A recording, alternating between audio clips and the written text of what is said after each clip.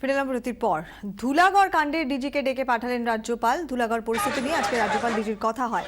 এ ব্যাপারে আরো বিস্তারিত জানবো, আমাদের প্রতিনিধি শ্রেয়সী গাঙ্গুলি আমাদের সঙ্গে রয়েছেন। শ্রেয়সী, কি আপডেট?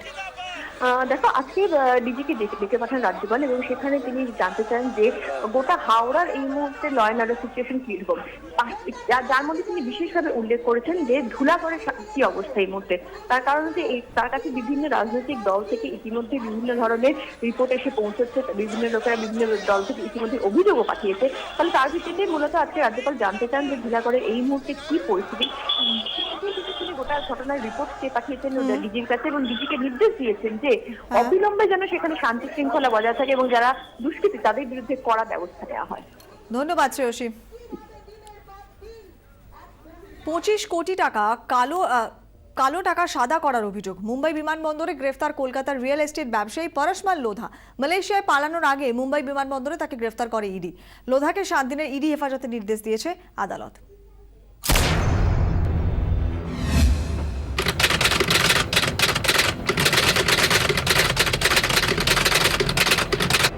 কলকাতার ব্যবসায়ী মহলে বিতর্কিত চরিত্র পরশমাল লোধা। এমনিতে রিয়েল এস্টেট ব্যবসায়ী হলেও লোধা আসলে হাওয়ালা কারবারি, আর সেই সূত্রেই প্রভাবশালীদের সঙ্গে উঠা বসা। মুম্বাই আন্ডারওয়ার্ল্ডের সঙ্গে যোগাযোগ। ডি কোম্পানির সঙ্গে লোধার যোগাযোগের বিষয়টি প্রথম সামনে আসে 1991 সালে।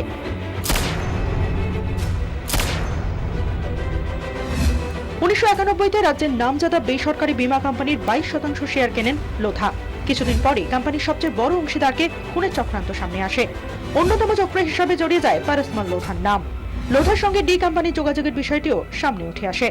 লোধাকে তলব করে লালবাজার, কিন্তু কোনো প্রমাণ না মেলায় সেই মামলা ধামাচাপা পড়ে যায়। দেশের ক্ষমতার অলিন্দে বরাবরই ঘোরাফেরা ছিল লোধার।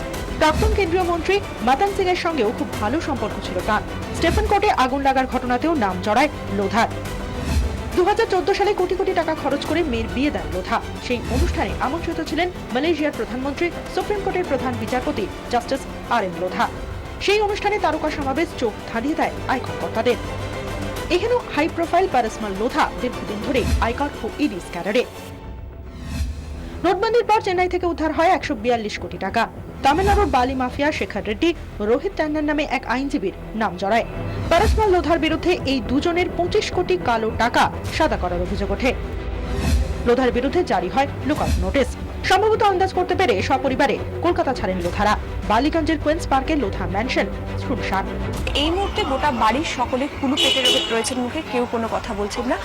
অন্যদিকে বাড়িতে যারা নিরাপত্তারক্ষী রয়েছেন বা যারা পরিচারক রয়েছেন তারাও কিন্তু সেভাবে লোধা ফ্যামিলি সম্পর্কে বিশেষ কিছু বলতে চাইছেন না। 7-8 দিন হয়ে গেছে। বাড়িতে আর কেউ ছিল? না, কেউ ছিল না। আর কেউ ছিল না? ওনার ওয়াইফ ছিল না, আগে বেরিয়ে গেছিলেন। দেশ ছেড়ে মালয়েশিয়া পালানোর চেষ্টা করছিলেন লোধা। বুধবার রাতে মুম্বাই বিমানবন্দর থেকে তাকে গ্রেফতার করে ইডি। তদন্তকারীদের দাবি, বিভিন্ন INGOর মাধ্যমে কালো টাকা বিদেশে পাচারের চেষ্টায় ছিলেন লোধা। 24 ঘন্টার জন্য ক্যামেরায় সঞ্জীব সাহার সঙ্গে সিজার মন্ডল ও শ্রেয়সী গঙ্গোপাধ্যায়ের রিপোর্ট, কলকাতা।